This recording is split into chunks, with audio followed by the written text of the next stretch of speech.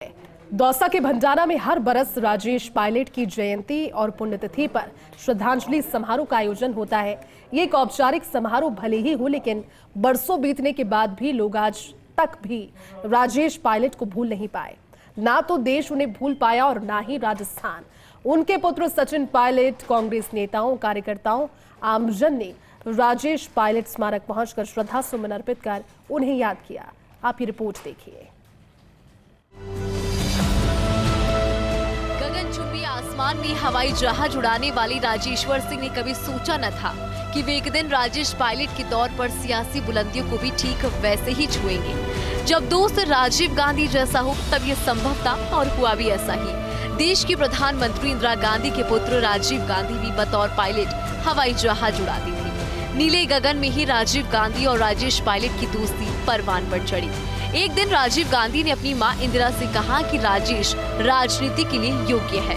इंदिरा गांधी भी तब तक राजेश्वर सिंह के व्यक्तित्व से परिचित हो गई थी। राजेश पायलट सेना में फ्लाइंग लेफ्टिनेंट थे।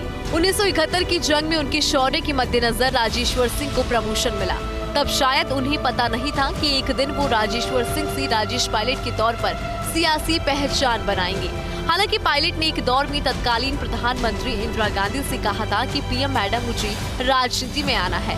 खास बात यह है कि राजेश्वर सिंह को राजेश पायलट नया नाम इंदिरा गांधी ने ही दिया था। फिर क्या, राजेश्वर सिंह चुनावी समर में उतर गए और नया नाम भी चर्चित हो गया, राजेश पायलट।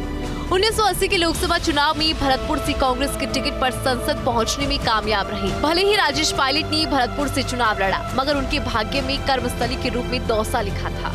धार्मिक आस्था और शिव भक्ति से सरोबार दौसा उन्हें ऐसा भाया कि वो यहीं के होकर रह गए। मरते दम तक उन्होंने लोकसभा में दौसा का प्रतिनिधित्व किया। दौसा के लोगों के नाम तो उन्हें मुंह जबानी याद थे। ठेठ देहाती अंदाज और साफा पहनने की उनकी शैली दौसा के लोगों के मन में भा गई थी। यही कारण है कि दौसा की जनता ने उन्हें हर चुनाव जिताया। जब अपने भी पराये होने लगे तब भी दौसा ने उन्हें लोकसभा में जिताकर भेजा। उनके दुनिया से चले जाने के बाद उनकी पत्नी रमा पायलट और पुत्र सचिन पायलट को भी दौसा ने उतना ही प्यार दिया जितना राजेश पायलट को दिया करते थे। यादों की झरोखी में राजेश पायलट। यूपी में दिल्ली के समीप वैदपुरा की किसान गुर्जर परिवार में जन्मे राजेश पायलट भरतपुर से पहला चुनाव जीता, लेकिन कर्मस्थली दौसा को बनाया। राजेश पायलट ने दौसा को देश की राजनीतिक मानचित्र पर पहचान दिलाई। 1980 में भरतपुर से सांसद बने। इसके बाद 5 लोकसभा चुनाव दौसा से जीते। राजेश पायलट राजीव गांधी की सरकार में अहम ओहदे पर रहे। भूतल परिवहन, सूचना प्रसारण, गृह जैसी महकमों को संभाला। राजीव गांधी के सूचना क्रांति के ड्रीम प्रोजेक्ट को सफल बनाया। गृह रक्षा राज्य मंत्री के तौर पर कश्मीर समस्या के समाधान पर काम किया। देश के डाकघरों को अत्याधुनिक बनाने में योगदान रहा। कांग्रेस संगठन में आंतरिक लोकतंत्र की आवाज बुलंद की। साल 2000 में 11 जून को दौसा के समीप सड़क दुर्घटना में निधन हुआ।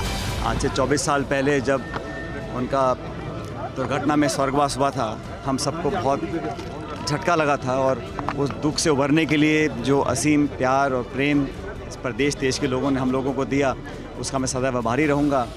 और आज उन्होंने अपने जीवन में जो काम किया, जिन विचारों का अनुसरण किया, जिन मुद्दों को लेकर संघर्ष किया और एक गरीब परिप्रेक्ष्य से गांव से निकलकर फौज की नौकरी और फिर राजनीति में अपने परिश्रम से एक जगह बनाने में जो कामयाब रहे, हम सब उनके कायल हैं। राजेश पायलट की कांग्रेस कार्यकर्ताओं से ही नहीं बल्कि अन्य दलों के नेताओं से भी आत्मीय संबंध रहे हैं। उनके हर चुनाव में राजीव गांधी और सोनिया गांधी दौसा का रुख कर चुनावी सभाएं करती थी।